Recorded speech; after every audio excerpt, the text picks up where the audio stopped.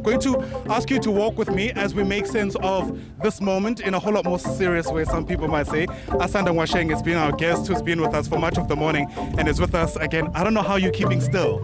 I'm tempted to just keep rocking throughout the course of the morning. On a much more serious note, today is also about comparing where we come from and where we are today. And in fact, you and I were speaking that a good place to start is usually when we see the budget and how much typically the state has spent over the years.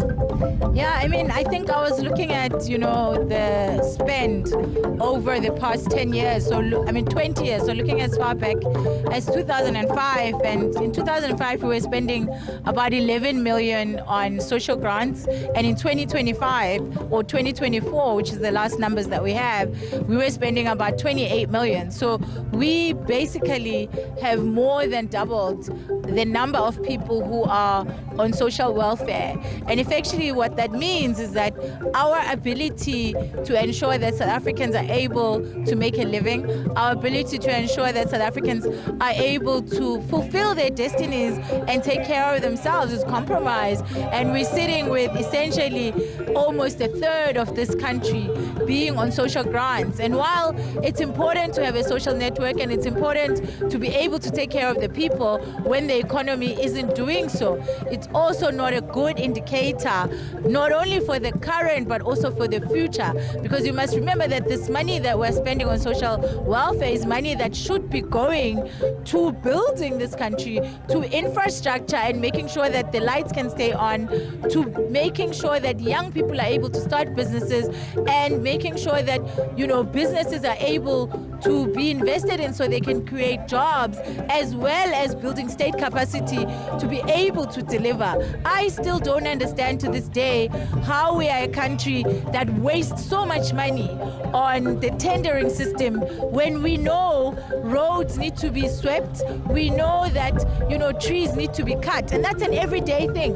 Why are we not insourcing that labor and making sure that we're able to keep our country clean, we're able to keep our streets paved, using people who have stable jobs, who have secure jobs that they can rely on, instead of these tenderpreneurs who are only in there to chow the money essentially and enrich themselves without providing security in employment or really improving our country in the ways that it needs to. Yeah, you touch on a whole range of issues. One of them is the professionalization of the public service.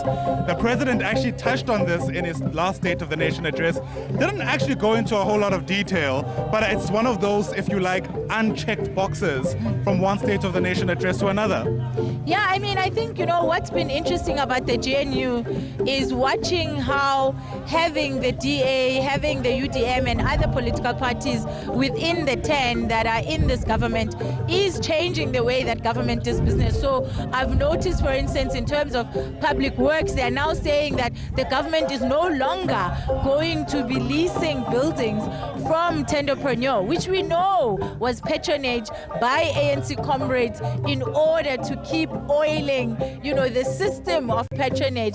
And this is an important saving that they've managed to deliver to us, because we were just wasting money on rent when the government should have just been buying those buildings, and then being able to know that, you also don't have departments that are moving and spending and wasting even more time every 5 years, because the tendering system is set with certain limits that make it impossible to keep renewing the lease. And so we do need a different way of doing government. And I think one of the critical things about how GNU has helped us is that it's forcing the ANC to be able to relook the way that it does business. But at the same time, it's also helping us in terms of the DA, because for the first time, the DA has had to confront its racism. It has had to confront the racist nature, engagements and narratives that a lot of its leaders were giving. And I was quite surprised just the other day to see the DA saying expropriation without compensation is not as bad as Trump makes it out to be.